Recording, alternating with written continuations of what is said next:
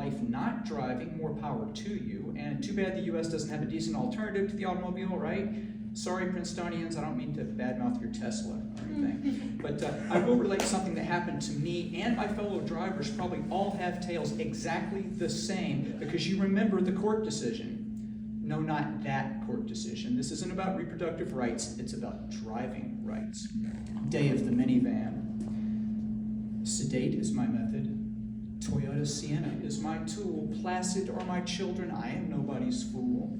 9 miles per hour, no more, over the regulatory sign. Unless within a school zone, then 4 over is fine. Safety rules my road, until one day on NPR, writing for a slim majority, Clarence Thomas announced the Supreme Court would nullify all road regulations in the nation for a period of a quarter hour, beginning in 2 minutes. This surprise ruling has no lawful precedent, but Justice Thomas said that didn't matter because he rarely considered the law in his decisions anyway. Everyone remember that ruling? It must have happened. I pondered. Slowly, carefully, I halted in the bike lane, politely asking my children to disembark on the passenger's side. Being well trained, they complied, wondering if this was a lark. No lark, answered I, perhaps a hawk. Now perambulate yourselves towards home. They stood stock still, could only gawk. It's only 2 miles, now roam! I watched the clock with faintest smile, when foot on the brake and one on the gas, high revving the engine all the while until the clock struck 2, alas. They jerked my foot from the pedal, let the tire spin and scream, stomped accelerator to the metal, fishtailing the lanes like a dream.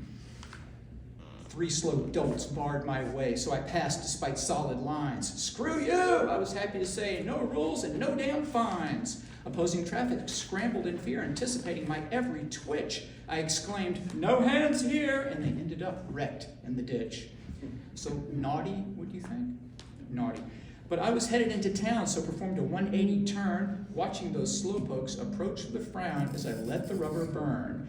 Then the tires gripped, my head slammed back, the traction slipped, my minivan attacked. Those fearful, sleepy drivers did stir, but I threaded through in a squealing blur. Watched the needle rise as my blood came alive, past the golf course hitting 125. Saw the hard right turn loom ahead, yanked the wheel, but kept my speed. One false move, I'd be quite dead, ditched or flipped or treed.